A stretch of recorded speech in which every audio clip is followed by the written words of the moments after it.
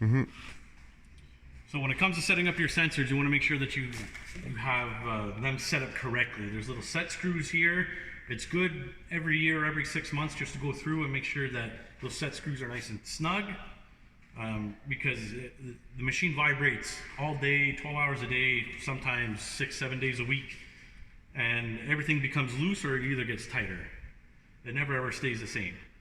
So unfortunately, sometimes these set screws may loosen, and this whole mounting system right here for your sensor wand may rotate on the shaft coming out of the sensor. What that's going to do is going to throw your sensor off of its center line. So when your sensor wand is straight up and down, maybe it's no longer straight according to your sensor because the shaft has rotated on the sensor wand. So it's good just to double check that, make sure that everything is straight up and down. An easy way to do it, you can get technical and you can go on the line, but an easy way to do it is you have a, I don't exactly know how to explain this, but a stopper, which stops your sensor from completely going around in a circle. Now, when that's in the center, your sensor is center. And we can simply adjust these two set screws here. There's one here, there's one on the other side. And then we can rotate this shaft so that our sensor is straight up and down when this is in the center of these two set screws. Now, when it comes to string line tension, I don't want to see, the sensor doesn't need to go 100 miles an hour. Okay, that's too much tension.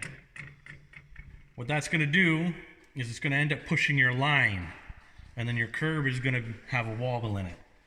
So when it comes to setting the tension on this set screw, on the spring, we want as little tension as possible, but we want to make sure that it goes to its maximum, but we just don't need it to go 100 miles an hour to get there.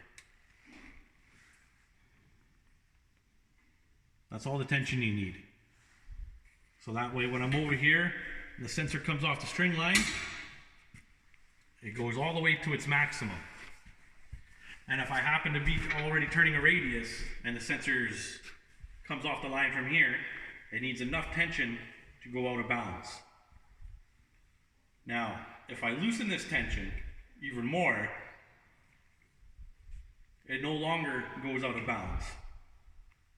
Its own weight keeps it in, which minimizes your maximum turning radius that you may get out of your tracks.